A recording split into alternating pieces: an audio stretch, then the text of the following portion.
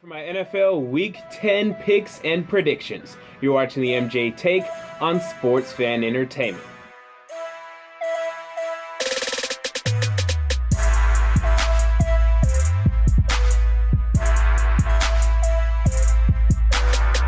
Hello and welcome to the MJ Take on Sports Fan Entertainment. Time for NFL Week 10 picks and predictions. And last week, I had an absolutely fantastic week against the spread and with my guarantees. And then straight up, I had a pretty good week as I was 9-4 straight up. I was 9-4 against the spread, and I was 6-1 for my guarantees. I'm heating up against the spread. Look out for me. Currently on the season, I just surpassed 500 for my against the spread picks. Now 66, 65, and 2 for my against the spread picks, and my guarantees now well over 500 as I am 24, 19, and 1 for my guarantees on the season. Straight up, I'm now 78, 53, and 2. Not in love with that number, but I expect for this number to continue to increase in terms of percentage.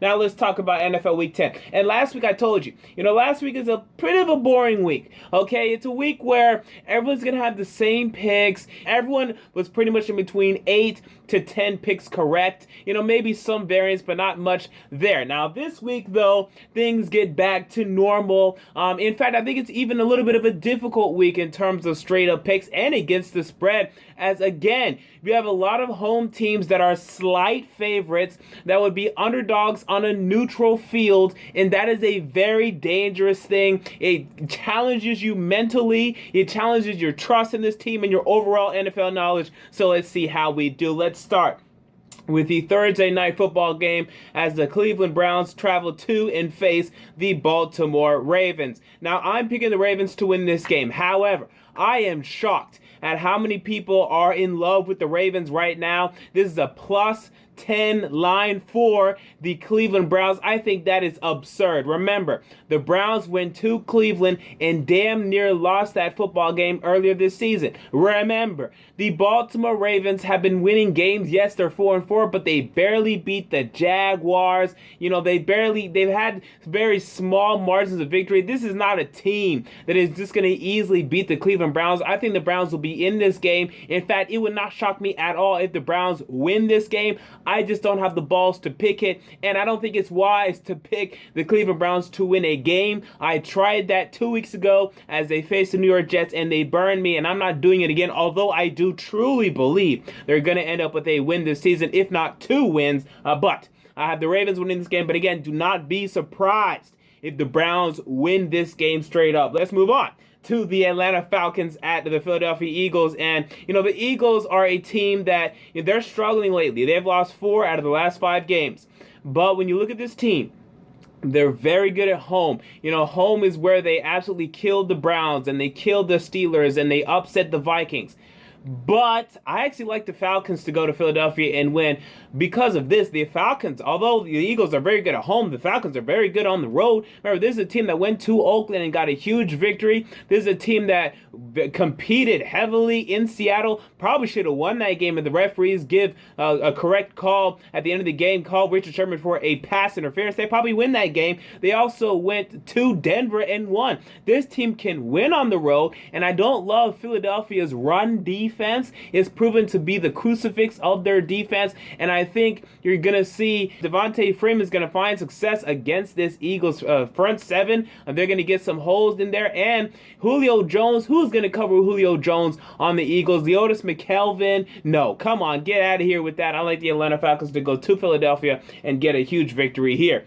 We move on to the Chicago Bears at the Tampa Bay Buccaneers, and the Bucs, they're just not very good this season. I think that's the absolute truth. The wins they've gotten haven't been very impressive. They beat a Panthers team, that didn't have Cam Newton. They beat the Falcons week 1, which was just a huge upset. But, since then, they really haven't done anything impressive at all. I don't see them winning any games that are 50-50 like this for a while the Bears, they got a huge victory 2 weeks ago against the Minnesota Vikings. I think they're ready to start getting on a little bit of a run, and I think it starts this week. I think they go to Tampa Bay and win. Remember, the Bears are a pretty good road team. I think they had maybe a 500 road record last year under Jay Cutler and John Fox. Now Jay Cutler is healthy again, and there have some key defensive players that are getting healthy as well.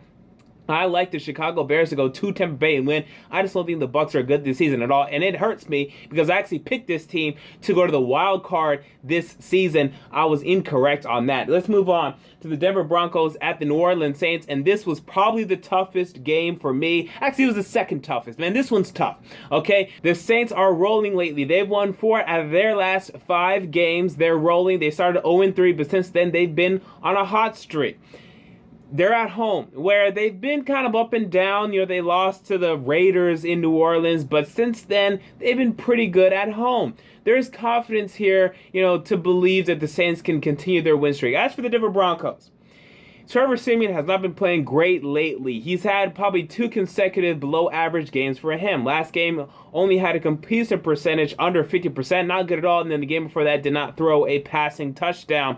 He actually did win that one against the Chargers, but he was not very impressive in that one.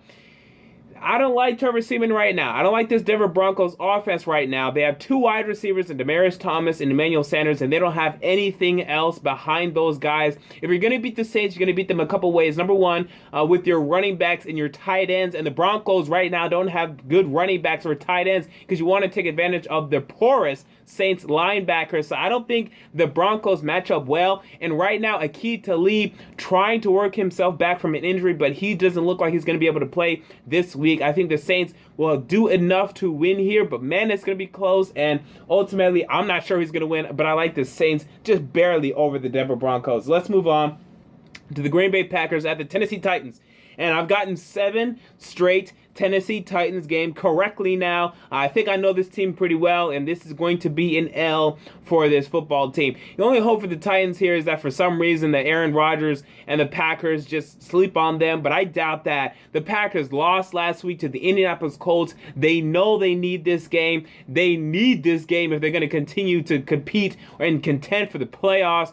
Aaron Rodgers is going to show up in this game and just tear up this Titans secondary that is pretty freaking weak. And I said last week, their defense got exposed. And whenever they go up against an elite quarterback or a quarterback of any talent whatsoever, that's not named Blake Bortles or, Alex Smith or Ryan Tannehill, you're going to see them have struggles. You're going to see Parrish Cox, just say, oh, crap, I suck again. Bryce McCain, you're going to see him, oh, yeah, that's right, I suck too. And you're going to see these quarterbacks just throw all over the Titans defense, and Aaron Rodgers will do the same thing. The one hope here, though, the Packers' run defense is good. They're going to slow down DeMarco Murray. If he's healthy, he should be healthy. They're going to slow him down.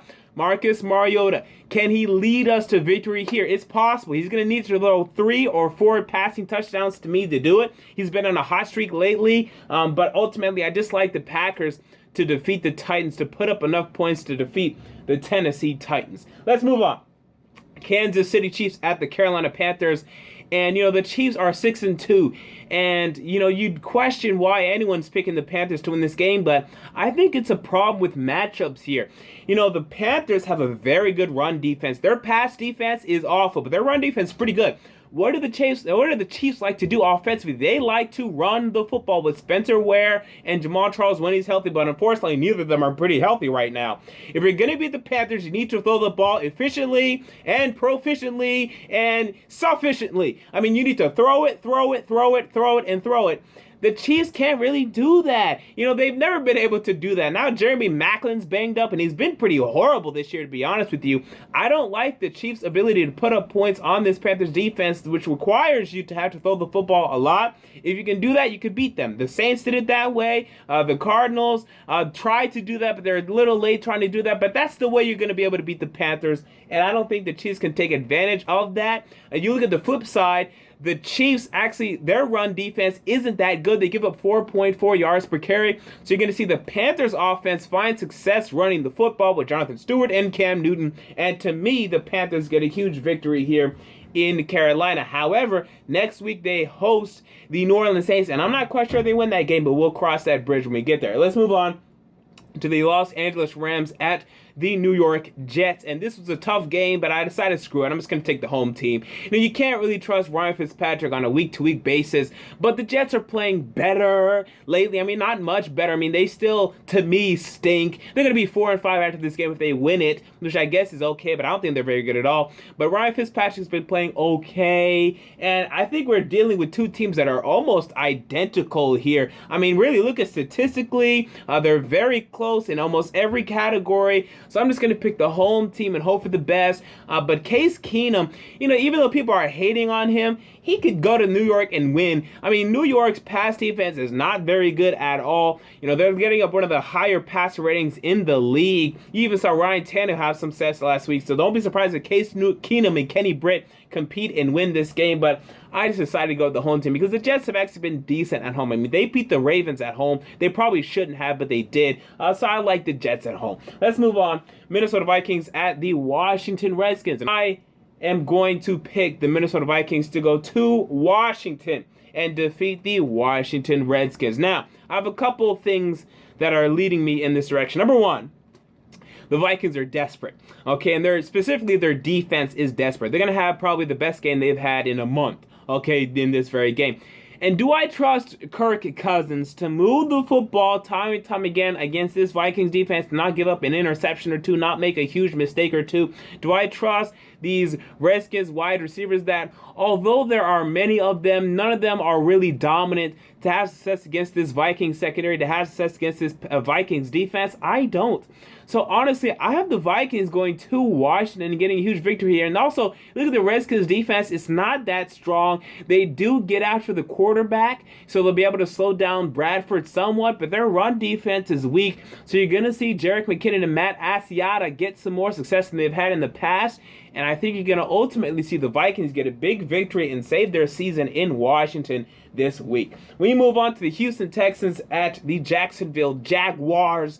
And look, the Jaguars could upset here. I mean, I'm definitely saying it's possible, but the Texans had a bye week last week, and they were able to get healthy. And I think you're going to see them move the football enough on this Jaguars team. And this Jaguars team, you can't trust them to win games right now. They stink. And, some people comment on my video, look, the Jaguars offense got better. They moved the football last week. How many points did they put up? Yeah, if you put up that many points on the Texans, and you probably will, or even less, you're going to lose the game. Brock Osweiler will do enough to win this game. I have the Texans going to Jacksonville and getting a big divisional win. We move on to the Miami Dolphins at the San Diego Superchargers, and they are becoming the Superchargers indeed, as they've won a couple of games in a row now. Actually, no, I think they've only won one game in a row, but they've looked better over the last month. They beat the Falcons, they beat the Titans last week, they beat the Broncos, and then they lost to the Broncos. So, in this game, this is a little tough, but ultimately I think you have to go with the hot hand, and that's the Chargers, although the Dolphins are very hot too. I think the Chargers are just a better team right now. The Dolphins, they're able to run the football with Jay Ajayi, but this Chargers defense slowed down DeMarco Murray last week. Murray didn't have much success against this Chargers defense. This Chargers run defense is pretty freaking good. It requires you to have to throw on them, and you can do that, actually. I mean, I saw a bunch of holes in this Chargers secondary, but I can't trust Ryan Tannehill right now. I think Ryan Tannehill the past couple weeks has been getting away with saying, oh, Jay Ajayi, okay, hey, here you go, take it. Oh, take it good, you're doing well. Yay, Jay Ajayi. But then now you're going to see that this Chargers run defense slow him down a little bit, and then Ryan Tannehill say, oh, fuck, I have to throw the football again. He's going to throw a couple of interceptions, maybe one to Casey Hayward, maybe one to the Chargers safeties or whatnot, and you're going to see, to me, the Chargers come up victorious as they make a late little playoff push. Now, I think it's going to be too late because even if they win this game, they're only 5-5, only 500, with 3 teams in the AFC West just dominating right now. So I think it's going to be too late, but it's going to be a huge victory for them and a victory that they're going to need indeed. Let's move on to the Dallas Cowboys at the Pittsburgh Steelers, and this is the game that I had the most trouble with this week. Man, okay, this is tough. And I tried to look up some statistics to lead me in one direction or the other. But what I found was that, a lot of people like to trash the Steelers defense. They're actually playing pretty well this season. It's a defense that, outside of the Jay Ajayi disaster, who's just, killing everybody, to be honest, they're actually pretty good against the run. Not bad. They're average against the run, and they're average against the pass. Cowboys, average against the run, average against the pass. The one statistical category that was leaning me towards the Cowboys was that the Steelers aren't getting any sacks right now. I mean, they're not getting anything, and I think that's going to help Dak Prescott find success time and time again against this Steelers defense. However, the Cowboys, although they're getting more, they're still not getting much either. So I think you're going to see two teams here just have a shootout. And ultimately, what swayed me was that the Steelers, although they can be just odd on the road, I mean, I call the Ben Roethlisberger that showed up last week, I like to call him Imposter Ben. And he loves to show up on the road. But when they're back in Pittsburgh, he usually plays well, and this offense is usually running. I mean, remember, they blew out the Kansas City Chiefs when they faced them in, week 4, okay? I mean, this is a team that can just explode, and they usually do it at home. They're at home today, or in this game, and I have them winning just because they're at home. And I think at home, that's where they really find success, and they're desperate. They know they need this game. They know it's a huge game. Everyone's going to be watching, and I think they show up. And this is not because I hate the Dallas Cowboys, because trust me, outside of this game, I only have you guys losing one other game this entire season. I have you guys finishing 13-3. But in this game, I think this is the L for you. And just think about it this way. You're 13-3. That's a great record. When you look through your schedule, what are the 3 toughest games? This is one of them. I think this is the game that you lose. But no, it's not because I hate the Dallas Cowboys. Let's move on to the San Francisco 49ers at the Arizona Cardinals. And man, the 49ers defense is an absolute disaster. I mean, this team is completely unraveling. They are just letting up 100-yard rusher after 100-yard rusher. Hey, congratulations to the 49ers for setting an NFL record.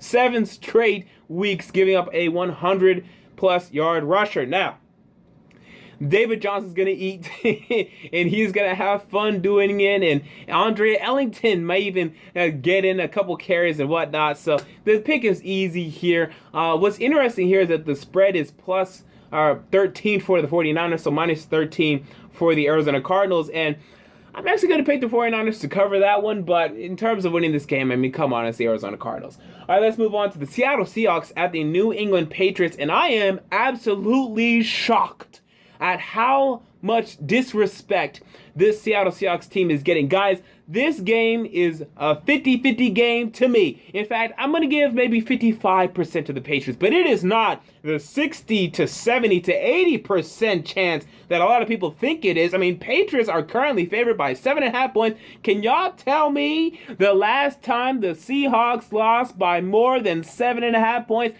You can't tell me. And maybe you can tell me 1 or 2 times, but guess what? You can't tell me 3 because it doesn't happen. The Seahawks keep games close. They're always in games. If you're picking this Seahawks team to lose against the spread, I think you're nuts. I think they're going to cover the spread, but I think they're going to lose for a couple of reasons. Number one, Michael Bennett is still out, and he was the guy to me that the Seahawks were really missing on Monday Night Football. Number two, right now, Tom Brady's playing great, and Bill Belichick and Tom Brady just had a bye week, and they're usually great after a bye week. Bill Belichick has had time to prepare for Russell Wilson, and he will find success, some success against Russell Wilson and this Seattle offense. Although I think they will move the football. I think the Patriots will win this game.